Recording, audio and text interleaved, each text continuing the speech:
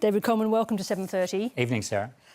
Trash the relationship with China, I think sad, pathetic and macho. Could I get your response to that first of all? Yeah, a bit to respond there. It was a pretty comical effort from Senator Watt. I mean, if you look at Australia's relationship with China, our trading relationship with China, we did the free trade agreement in 2015. In 2015, Australia's exports to China were $87 billion. In 2021, they were $189 billion. We added more than $100 billion to that export relationship, and the increases under Labor have been significantly smaller than that, Sarah. So it's absurd to say that. At the same time, in the last election, you did suffer electorally, as the review of the party found after the election loss, from using aggressive language about China's military posture. Are you in danger of doing the same thing again? Well, Sarah, what matters here is the substance. And in the China relationship, trade is extraordinarily important. So are the people-to-people links, which are very positive between our countries in relation to cultural exchanges and so on. I think what I'm asking about is the language used for the visits of the first Chinese ship and then a second Chinese ship now. Look, we should always be measured and we should always be calm, but we should never be weak, Sarah. And this government embraces weakness as an explicit strategy. There's no historical example of weakness leading to success. And we've got a Prime Minister who on this issue is absolutely all over the shop.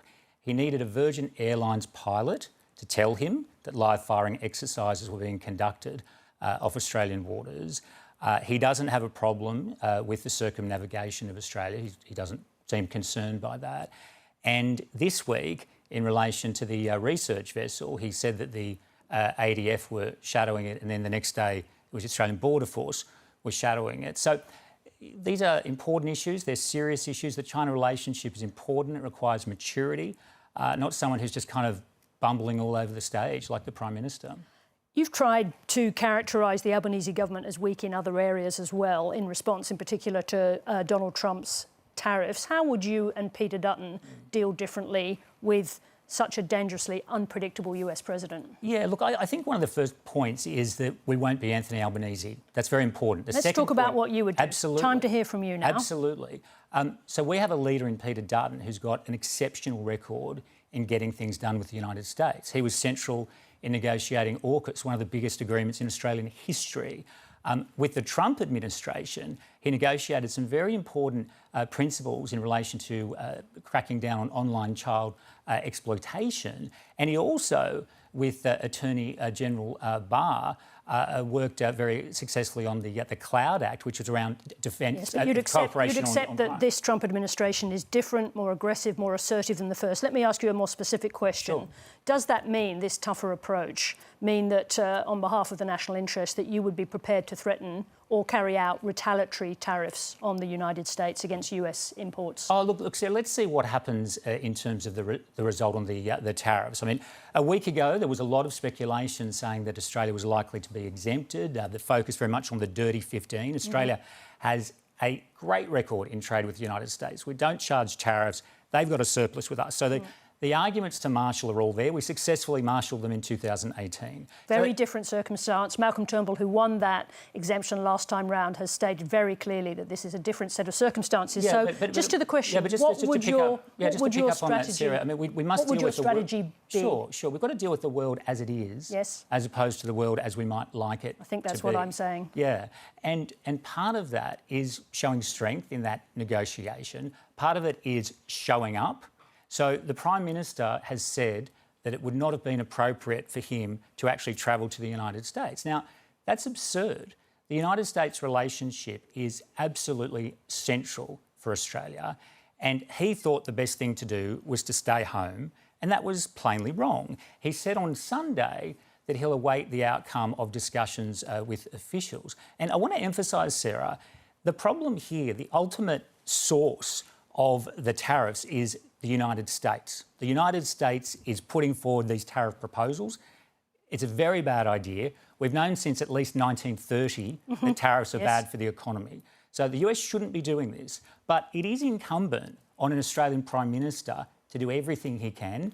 And the flight, it's doable. A Prime Minister can make it to Washington. This one didn't. Well, and I think that's very hard to defend. Let me just ask you this. Canada, Mexico, the UK, Europe, China, Japan, Korea, I could go on. They're all expecting tariffs tomorrow. Are you making an argument that Peter Dutton would have been the one world leader to get an exemption? Well, what I'm saying is Peter Dutton will do a manifestly better job than Anthony Albanese because Anthony Albanese is incompetent. So why would Peter Dutton be better placed? Not because of Anthony Albanese's weakness, but let me put it in these terms. Do you think that Mr. Dutton has the kind of right of centre tough guy persona that could appeal to Donald Trump? Is that part of what you're saying? I think Mr. Dutton has the experience, the maturity and the runs on the board.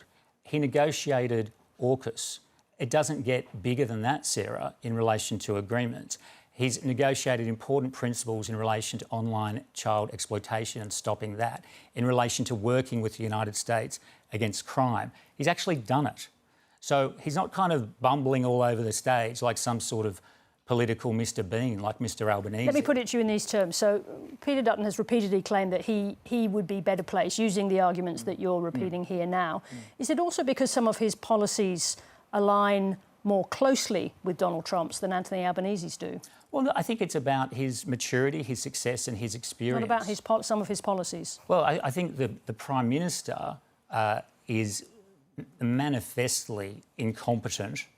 Peter Dutton has a very strong record in this area, and he's negotiated successfully with both Democrats and Republicans. And we saw from Murray Watt in that rather comical performance these sort of silly attempts to conflate issues in the United States with Australia. If we had $1 for every time they've done that in the last few days, we'd be quite wealthy. So it's an important point, Sarah, because it is a bit silly. Let me ask you about that, because are you concerned nonetheless that any perceived alignment with Donald Trump or elements of his agenda, indeed, in the current climate, in this world of now very, very immediate uncertainty, would be a big turn-off to voters?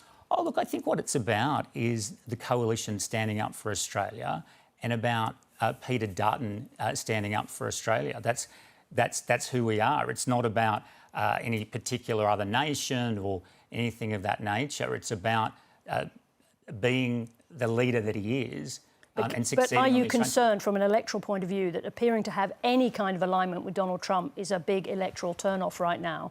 Oh, look, I think there are obviously numerous things that President Trump's done that we disagree with. We very strongly disagree with what he's doing on tariffs. A very bad thing for the economy. You agreed with the concept of an efficiency drive in the government. Oh, well, and again, I think that's a good example of an absurd conflation of two different countries, Sarah. To suggest that there shouldn't be any effort to look at efficiency in the government because it's somehow related to something going on in another country is ridiculous. That is obviously what the government will do. I'm sure that people will see through that because it is incumbent on us to spend the public's money wisely.